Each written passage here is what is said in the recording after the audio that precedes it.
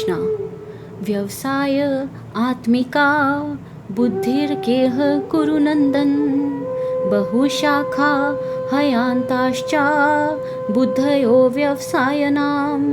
अर्थात हे कुरुनंदन, इस कर्म योग के मार्ग में दृढ़ बुद्धि एक ही होती है, किंतु जो दृढ़ विचार वाले नहीं हैं उनकी बुद्धियां अनेक शाखाओं वाली और अनंत होती हैं। यामी माम पुष्पिताम वाचम प्रवदन्त्य अविपश्चित, वेदवादर्ता पार्थ नान्यदस्तीति वादिन, कामात्मान स्वर्गपरा जन्म कर्म फल प्रदाम, क्रिया विशेष बहुलामम भोगैश्वर्य गतिम प्रति। अर्थात हे पार्थ, जो अल्पज्ञानी लोग वेदों को केवल अलंकारिक शब्दों यानी कर्मकांड में ही रमे रहते हैं और कहते हैं कि इसके अलावा और कुछ नहीं है, जो वासनाओं से भरे हैं और जिनका लक्ष्य केवल स्वर्ग को पाना है, वे ऐसी दिखावटी बातें करते हैं जो केवल अच्छे जन्म, भोग और ऐश्वर्य की ओर ले जाते हैं। भोगैश्वर्य प्रसक्तानां तया प्रहितचेतसां, व्यवसाय आत्मिका बुद्धि स्माधो न विद्यते। अर्थात जो लोग सांसारिक भोगों और ऐश्वर्य में गहरे आसक्त हैं और जिनका मन ऐसी दिखावटी बातों से हर लिया गया है, उनकी बुद्धि में परमात्मा के प्रति दृढ़ निश्चय यानी समाधि उत्पन्न नहीं होती। त्रैगुण्य विषया वेदा निस्त्रैगुण्यो भवार्जुन, निर्द्वंदो नित्यस्त्वथो निर्योगक्षेम आत्मवान। अर्थात हे अर्जुन, वेद मुख्य रूप से प्रकृति के तीनों गुणों सत्व, रज, तम का वर्णन करते हैं। तुम इन तीनों गुणों से ऊपर उठकर सुख दुख आदि द्वंद्वों से रहित हो जाओ, नित्य सत्य गुण में स्थित रहो और योगक्षेम पाने और बचाने की चिंता छोड़कर आत्मप्रायण बनो। यावान अर्थ उत्पाने सर्वतः संपलुतोदके, तावान सर्वेषु वेदेषु ब्राह्मणस्य विजानत। अर्थात सब ओर से पानी से पूरी तरह भरे हुए विशाल जलाशय के मिल जाने पर एक छोटे कुएं का जितना प्रयोजन रह जाता है, ब्रह्मा को जानने वाले ज्ञानी पुरुष का वेदों से उतना ही प्रयोजन रह जाता है। कर्मणे वाधिकारस्ते मा फलेषु कदाचन, मा कर्म फल हेतु भूर्मा ते संगोस्त्व कर्मणि। अर्थात तुम्हारा अधिकार केवल कर्म करने पर है, उसके फलों पर कभी नहीं। इसलिए तुम कर्मों के फल की इच्छा वाले मत बनो, फल की चिंता मत करो और ना ही तुम्हारी रुचि कर्म ना करने अकर्मण्यता में होनी चाहिए। योगस्थ कुरु कर्माणि संग त्यक्त्वा धनंजय, सिद्धये सिद्धयो समो भूत्वा स्मत्वं योग उच्यते। अर्थात हे धनंजय, तुम आसक्ति को त्याग कर तथा सफलता और असफलता में समान भाव रखकर योग में स्थित होकर अपने कर्तव्यों को करो। इस समता के भाव को ही योग कहा जाता है। दूरेन हमावरम करम बुद्धि योग धनंजय, बुद्धो शरण मवच्छम कृपना फल हेतव। अर्थात हे धनंजय, बुद्धि की समता यानी निष्काम भाव की तुलना में सकाम कर्म अर्थात फल की इच्छा से किया गया कार्य अत्यंत निम्न श्रेणी का है। इसलिए तुम बुद्धि की शरण लो, क्योंकि जो केवल फल की इच्छा रखते हैं वे अत्यंत दयनीय हैं। बुद्धि युक्तो जहातिह उभे सुकृत दृष्टकृते, तस्माद्योग्याय युज्यस्व योग कर्मसु कौशलम। अर्थात समतव बुद्धि से युक्त मनुष्य इस संसार में पुण्य और पाप दोनों को इसी जन्म में त्याग देता है, अर्थात उनसे मुक्त हो जाता है। इसलिए तुम इस समतव योग में लग जाओ, कर्मों में यह कुशलता ही योग है। कर्मजं बुद्धियुक्ता हि फलं त्यक्त्वा मनीषिन् जन्मबंध विनिर्मुक्ता पदम गच्छन्त्यनामयम्। अर्थात क्योंकि बुद्धि योग से युक्त मनीषी यानी ज्ञानी पुरुष कर्मों से उत्पन्न होने वाले फल को त्याग कर जन्म के बंधन से मुक्त हो जाते हैं और वे परम आनंद को प्राप्त करते हैं जहाँ कोई दुख नहीं होता। यदा ते मोहकलिं बुद्धिर्व्यतित हृष्यति तदा गतासि निर्वेदं श्रोतव्यस्य श्रुत्यस्य च। अर्थात जिस समय तुम्हारी बुद्धि मोह रूपी दलदल को पूरी तरह पार कर जाएगी उस समय तुम सुने हुए और सुनने योग्य सभी सांसारिक भोगों के प्रति वैराग्य को प्राप्त हो जाओगे। श्रुति विप्रतिपन्ना ते यदा स्थदास्यति निश्चला समाधावचला बुद्धिस्तथा योगमवाप्स्यसि। अर्थात भांति भांति के वचनों को सुनने से विचलित हुई तुम्हारी बुद्धि जब परमात्मा में स्थिर निश्चल और अचल हो जाएगी तब तुम परम योग यानी आत्म साक्षात्कार को प्राप्त कर लोगे। अर्जुन उवाच स्थितप्रज्ञस्य का भाषा समाधिस्थस्य केश स्थितधिं किं प्रभाषेत किमासीत वृजेत किम। अर्थात अर्जुन ने पूछा, हे केशव, समाधि में स्थित स्थिर बुद्धि वाले स्थित प्रज्ञ मनुष्य के क्या लक्षण हैं? वह स्थिर बुद्धि वाला व्यक्ति कैसे बोलता है, कैसे बैठता है और कैसे चलता है? श्री भगवान उवाचा प्रजहाति यदा कामान् सर्वान् पार्थ मनोगतान् आत्मन्यवात्मना तुष्ट स्थित प्रज्ञस्तदोच्यते। अर्थात श्री भगवान ने कहा, हे पार्थ, जब मनुष्य मन में उठने वाली सभी इच्छाओं को पूरी तरह त्याग देता है और अपनी आत्मा से ही अपनी आत्मा में संतुष्ट रहता है तब वह स्थित प्रज्ञ यानी स्थिर बुद्धि वाला कहा जाता है। दुखे विष्णु द्विगमना सुखेषु विगतस्पृह वीतराग भय क्रोध स्थित धीर मुनिरुच्यते। अर्थात दुखों के आने पर जिसका मन विचलित नहीं होता, सुखों की प्राप्ति में जिसकी कोई लालसा नहीं होती और जो लगाव भय तथा क्रोध से पूरी तरह मुक्त हो चुका है, ऐसा मननशील पुरुष स्थिर बुद्धि वाला कहा जाता है। य सर्वगित्रान् भिस्ने हस्त तत्प्रप्य शुभाशुभम नाभिनंदति ना द्वेष्टि तस्य प्रज्ञा प्रतिष्ठिता।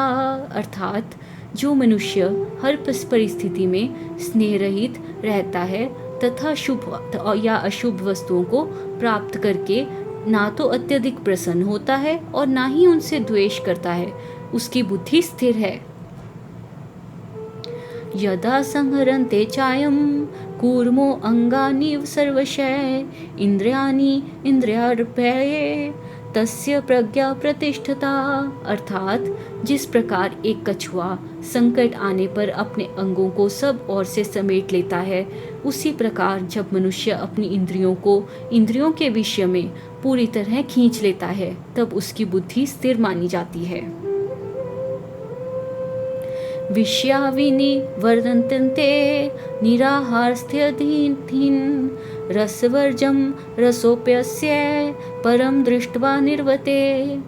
अर्थात इंद्रियों से भोग ना लेने वाले मनुष्य के विषय तो शांत हो जाते हैं परंतु उनके प्रति मन का झुकाव बना रहता है, लेकिन परमात्मा का साक्षात्कार होने पर उस स्थित प्रज्ञ पुरुष का वह आंतरिक रस भी पूरी तरह समाप्त हो जाता है। यततोहमापि कौन्तेय पुरुषस्य विपिश्चित इंद्रियाणि प्रमाथिनी हरन्ति प्रस्भं मन। अर्थात हे कुंती पुत्र, नियंत्रण का प्रयास करते हुए बुद्धिमान पुरुष के मन को भी ये चंचल और प्रमथन करने वाली इंद्रियां बलपूर्वक अपनी ओर खींच लेती हैं।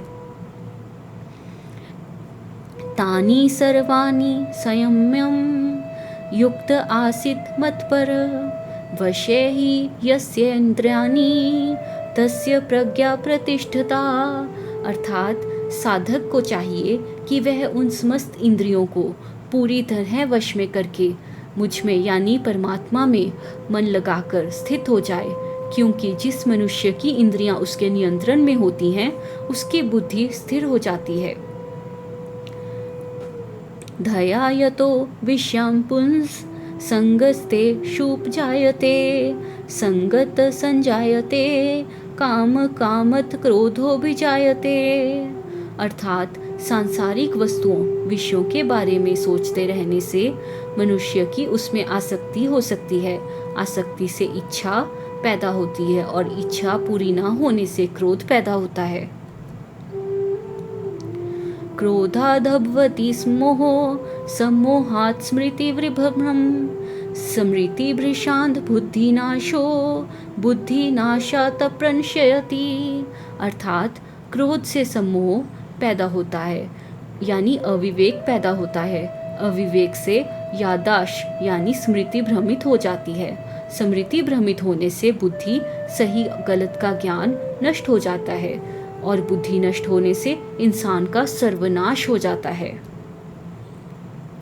राग द्वेष वियुक्तस्तु विषयानि निन्द्रियश्चन आत्मश्च विद्यात्मा प्रसादम दिग्गच्छति, अर्थात परंतु अपने मन को वश में रखने वाला साधक राग और द्वेष से रहित अपनी स्वाधीन इंद्रियों द्वारा विषयों का भोग करते हुए भी अंतकरण की प्रसन्नता को यानी परम शांति को प्राप्त होता है।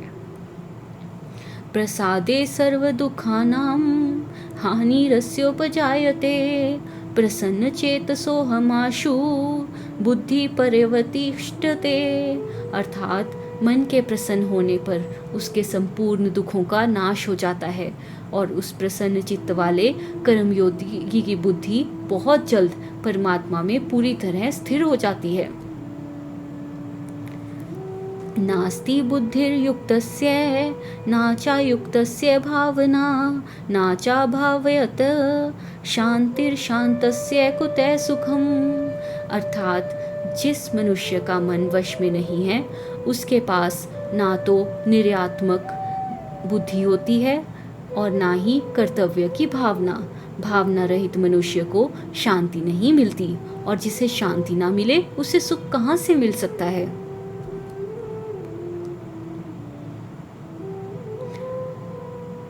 इंद्रियाणां हि चरतां यन्मो न विधीयते तदस्य हरति प्रज्ञां वायुर्नावमिवाम्भसि, अर्थात क्योंकि विषयों में विचरती हुई इंद्रियों में से मन जिस इंद्रिय के साथ लग जाता है वह अकेली ही उस मनुष्य की बुद्धि को वैसे ही हर लेती है जैसे हवा पानी में नाव को बहा ली जाती है। तस्माद्यस्य महाबाहो निग्रहीतानि सर्वश इंद्रियाणि इंद्रियार्थे भयस्त्यस्य प्रज्ञा प्रतिष्ठता, अर्थात इसलिए हे महाभावो, हे अर्जुन, जिस पुरुष की इंद्रियां इंद्रियों के विषयों यानी भोगों से सब प्रकार से रोक ली गई हैं उसकी बुद्धि निश्चित रूप से स्थिर है। या निशा सर्वभूतानां तस्यां जागृति संयमी यस्यां जागृति भूतानि सा निशा पश्यतो मुने, अर्थात जो सब प्राणियों के लिए रात के समान यानी अज्ञान है उस परमात्मा के तत्व में संयमी योगी जागता है और जिसमें सब सांसारिक जीव जागते हैं यानी सांसारिक सुखों में लीन है वह तत्वदर्शी मुनि के लिए रात के समान है। आपूर्यमानं जल प्रतिष्ठं समुद्रमाप प्रविशन्ति यद्वत् तद्वत् कामायं प्रविशन्ति सर्वे स शांति माप्नोति न कामकामी, अर्थात जैसे सब ओर से जल से भरे हुए और अपनी मर्यादा में स्थिर समुद्र में नदियाँ उसे बिना विचलित किए समा जाती हैं वैसे ही जिस स्थित प्रज्ञ पुरुष में सभी भोग बिना कोई विकार पैदा किए समा जाते हैं वही शांति पाता है, भोगों की इच्छा रखने वाला नहीं। विहाय कामन्य सर्वान् पुमान् चिरति निस्पृह निर्ममो निरहंकार स शांतिमाधिगच्छति। अर्थात जो मनुष्य अपनी सभी इच्छाओं और कामनाओं को त्याग कर ममता रहित, अहंकार रहित और इच्छा रहित होकर संसार में विचरता है, वही वास्तविक शांति को प्राप्त करता है। ऐसा ब्राह्मी स्थिति पार्थ नैनां प्राप्य विमुरति स्थित्वास्य मंतकाले अपि ब्रह्मा निर्वाण मृच्छति। अर्थात हे पार्थ, यह ब्रह्मा को प्राप्त हुए पुरुष की स्थिति है। इसे पाकर मनुष्य कभी दोबारा मोहित नहीं होता। यदि कोई जीवन के अंतिम समय में भी इस ब्राह्मी स्थिति में स्थित हो जाए तो वह सीधे मोक्ष को प्राप्त कर लेता है। जय श्री कृष्णा।